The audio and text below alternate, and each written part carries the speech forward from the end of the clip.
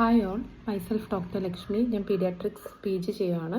അപ്പം എന്നോടൊരു മദർ ഇങ്ങനെ ഒരു ഡൗട്ട് ഇങ്ങനെ ചോദിച്ചായിരുന്നു. അതായത് അവരുടെ ബേബി ഒരു ബ്രസ്റ്റിൽ നിന്ന് മാത്രമേ പാല് കുടിക്കുന്നുള്ളൂ ഡോക്ടർ. അപ്പം എന്താണ് ചെയ്യേണ്ടതെന്ന് പറഞ്ഞിട്ട് അത് ഒട്ടുമിക്ക അമ്മമാരും നേരിടുന്ന ഒരു പ്രശ്നമാണ്. കുഞ്ഞ് ഒരു ബ്രസ്റ്റിൽ നിന്ന് മാത്രം പാല് കുടിക്കുക എന്നുള്ളത്.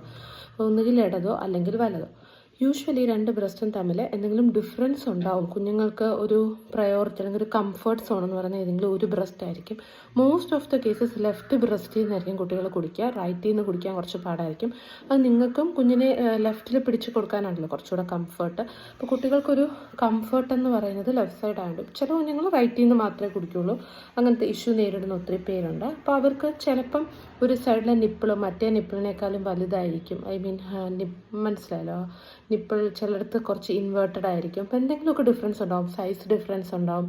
അപ്പം ഇങ്ങനെ കുഞ്ഞ് ഒരു സൈഡിൽ നിന്ന് കുടിക്കുന്നത് കൊണ്ട് ബുദ്ധിമുട്ട് നേരിടുന്ന ഒത്തിരി അമ്മമാരുണ്ട്. അതിന് നമുക്ക് കുറച്ച് ട്രിക്സൊക്കെ ചെയ്താൽ, കുറച്ച് ടിപ്സൊക്കെ ചെയ്താൽ മറ്റേ സൈഡിൽ നിന്ന് കൂടി നമുക്ക് കുഞ്ഞിനെ കുടിപ്പിക്കാൻ പറ്റുന്നതാണ്. നമുക്ക് ട്രൈ ചെയ്ത് നോക്കാവുന്ന ടിപ്സ് എന്ന് പറയുന്നത് ഒന്ന് പൊസിഷൻ മാറ്റുക എന്നുള്ളതാണ്. ഓക്കെ, ഫുട്ബോൾ പൊസിഷനിൽ കൊടുക്കുന്നത് ഭയങ്കര ഹെൽപ്ഫുൾ ആയിരിക്കും. അതായത് നമ്മളിപ്പം ഇങ്ങനെ പിടിച്ചിട്ടാണ് കുഞ്ഞിനെ ലെഫ്റ്റ് സൈഡിൽ നിന്ന് ഫീഡ് ചെയ്യുന്നത്. എന്നിട്ട് അതേപോലെ തന്നെ ലെഫ്റ്റിൽ നിന്ന് മാത്രമേ കുടിക്കുന്നുള്ളൂ, റൈറ്റിൽ നിന്ന് കുടിക്കുന്നില്ലെങ്കിൽ ഇതേ പൊസിഷനിൽ തന്നെ ഇങ്ങോട്ട് നിൽക്കുക. ആ പൊസിഷൻ കുഞ്ഞിനെ മാറ്റാതെ ഫുട്ബോൾ പൊസിഷൻ എന്ന് പറയും. അപ്പം അങ്ങനെ ആ കുഞ്ഞിനെ തിരിച്ച് കിടത്താതെ തല അതുപോലെ തന്നെ നീക്കി ഇപ്പുറത്തെ സൈഡിലോട്ട് കൊടുക്കുക. അല്ല ഈ സൈഡിലാണ് കുഞ്ഞ് കുടിക്കുന്നതെങ്കിൽ അതുപോലെ തന്നെ നീക്കി അപ്പുറത്തെ സൈഡിലോട്ട് കൊടുക്കുക. ചിലപ്പം കുഞ്ഞ് കുടിക്കാനുള്ള സാധ്യതയുണ്ട്. പിന്നെ ഒന്ന് കുഞ്ഞിനെ രണ്ട് ബ്രസ്റ്റിൽ നിന്നും ആദ്യമേ കുടിപ്പിച്ച് ശീലിപ്പിക്കാൻ ശ്രമിക്കുക ബ്രസ്റ്റ് ഫീഡിങ് സ്റ്റാർട്ട് ചെയ്യുന്നവർ. കാരണം ഒരു ബ്രസ്റ്റ് പ്രിഫറൻസ് വന്നാലും മാറ്റാൻ കുറച്ച് പാടായിരിക്കും. സോ ആദ്യമേ നിങ്ങൾ പ്രത്യേകം ശ്രദ്ധിക്കുക രണ്ട് ബ്രസ്റ്റിൽ നിന്ന് മാറി മാറി കൊടുക്കാനായിട്ട്. അപ്പം നിങ്ങൾക്ക് വേറൊരു പൊസിഷൻ ട്രൈ ചെയ്ത് നോക്കാം. പിന്നെ എന്ന് പറയുന്നത് കുഞ്ഞ് ഭയങ്കര ഹംഗ്രി ആയിട്ടിരിക്കുമ്പോൾ, നല്ല വിശന്നിരിക്കും, അതായത് ഉറക്കത്തിൽ നിന്ന് എണീറ്റൊക്കെ ഭയങ്കര വിശന്നിരിക്കുമ്പോൾ യൂഷ്വലി കുഞ്ഞ് കുടിക്കാത്ത ബ്രസ്റ്റ് ഫസ്റ്റ് ഓഫർ ചെയ്യുക. ചിലപ്പോൾ ആ കുഞ്ഞ് അവിടെ നിന്ന് എടുക്കാനുള്ള സാധ്യത കൂടുതലാണ്. ആൻഡ് എന്തെങ്കിലും ഡിഫറൻസ് ഉണ്ടോ എന്ന് നോക്കുക. നിങ്ങളുടെ ബ്രസ്റ്റിൽ കുഞ്ഞിന് എന്തെങ്കിലും ഡിസ്കംഫർട്ട് ഉണ്ടോ എന്ന് നോക്കുക. എന്തെങ്കിലും ഡിസ്കംഫർട്ട് ഉണ്ടെങ്കിൽ അത് മാറ്റി കൊടുക്കുക. എനിക്ക് പേഴ്സണലി ഫുട്ബോൾ പൊസിഷൻ ഹെൽപ്പ് ചെയ്തായിരുന്നു കുഞ്ഞിനെ.